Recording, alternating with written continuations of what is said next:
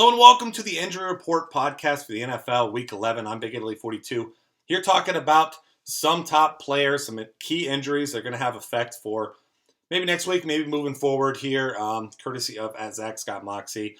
Top player here, first one, Sam Bradford from the Eagles, concussion and a shoulder injury.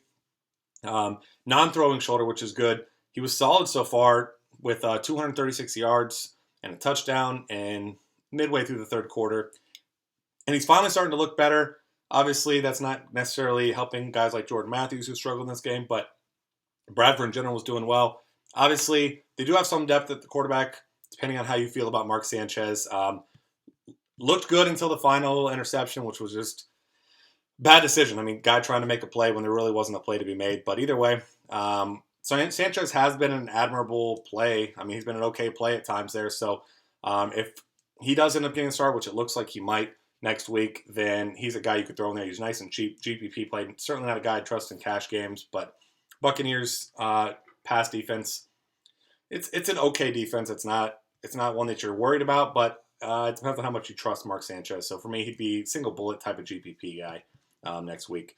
Julian Edelman here. This is a big one, and lost Dion Lewis already. Now it looks like Julian Edelman might be out for the season. Got a broken foot, and he's going to have surgery. But either way, we know he won't be playing this week, probably not for a few weeks at absolute best. And Danny Amendola ended up with 10 catches for 79 yards, a lot of which came after Edelman's injury. So he's the guy that's going to pick up the slack moving forward. Rob Gronkowski, he's going to get his no matter what. So obviously still targeting him.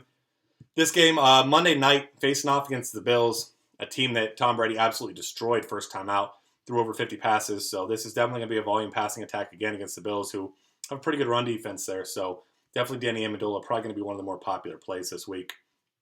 Peyton Manning, torn plantar fascia. Something was really wrong with this guy. 4 interceptions, just 5 completions. Finally got benched for Brock Osweiler. Looks like it looks like a significant injury. I mean, he just looked awful.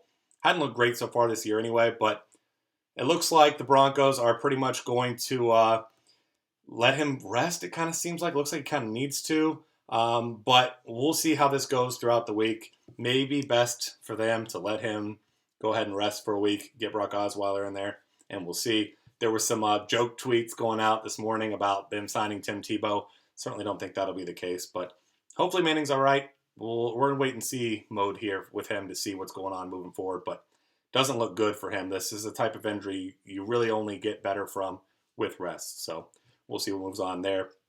Emmanuel Sanders there, possible concussion. He was active, then he got hit, knocked out, tested for a concussion, passed, but didn't come back. So could be a combination of the ankle injury.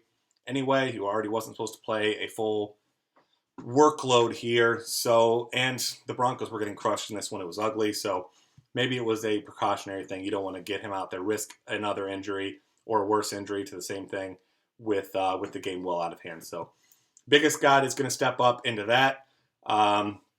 You would imagine if he sits out, Demaryius Thomas is going to get a nice bump, maybe the run game as well. But I'm not really a believer there's going to be an Andre Caldwell or anything like that stepping up for them. Ryan Matthews next with concussion, knocked out of the game, had 40 yards and a score, left in the third quarter. We could see Darren Sproles get his role back there a little bit. Maybe we just see DeMarco Murray take on a little bit more. I think both guys will get a bump if Ryan Matthews can't go.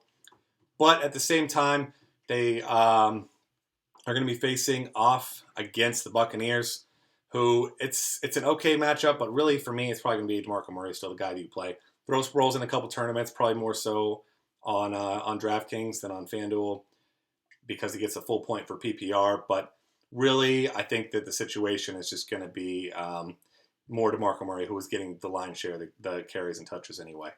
Landry Jones here was starting for Ben Roethlisberger. Ben Roethlisberger was active, was not expected to play. Then Landry Jones gets crushed, carted off with an ankle injury.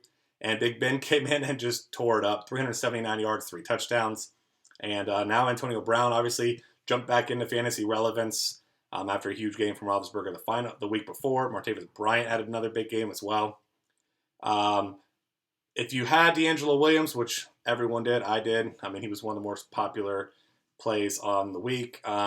really just didn't do much at all because the passing game was so effective against that terrible Browns secondary. Roethlisberger was kind of just throwing the ball all over the field, doing whatever he wanted. But either way, Roethlisberger looks like he's going to be back by next week, so he looks like he should be healthy by the game in 2 weeks. Definitely a guy that you need to get back on your radar. Saw him dropped in a couple leagues before this week. That's a guy you're going to pick up in your season-long leagues as well if you see him on the waivers. So that's your injury update for this week. Find us on Twitter at DF Cafe. Subscribe to our YouTube channel. Check out the rest of our great content at dailyfantasycafe.com.